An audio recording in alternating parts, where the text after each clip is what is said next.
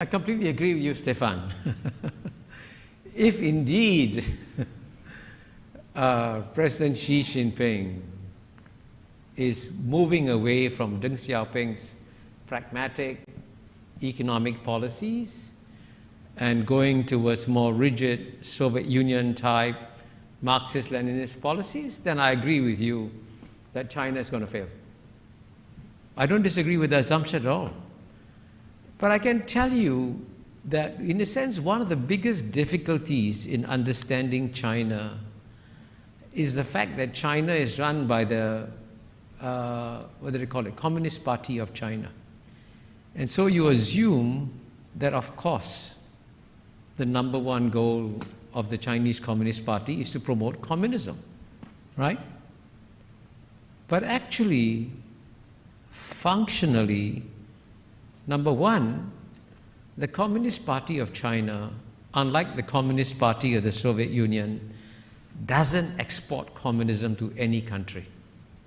In fact, over 40 years ago, when Mr. Deng Xiaoping came to Singapore, Mr. Lee Kuan Yew told him, "How can we become your friends if you're supporting a communist party that is undermining my political system?" For 40 years ago, they switched off support from all the communist parties in Southeast Asia. Now, why do they retain the name Communist Party? They retain the name Communist Party because that's the vehicle of legitimacy that they have. The Communist Party, at the end of the day, has delivered the results. It enjoys the support of the people, and therefore it carries on. But look at the policies of the Communist Party of China, and I can tell you that I have some Singaporean businessmen friends who actually got to know President Xi Jinping quite well when he was running Fujian province. That's the first province he ran, by the way. And many of these Singaporean Chinese businessmen invested in Fujian and dealt directly with President Xi Jinping. And they said that President Xi Jinping was the most pro-investment governor they ever met. And I doubt that the Chinese are going to give up the free market system that has delivered so many goodies for China.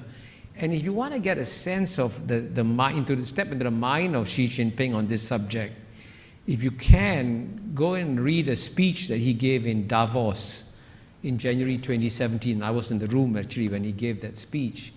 And there's one paragraph he says, why did China succeed?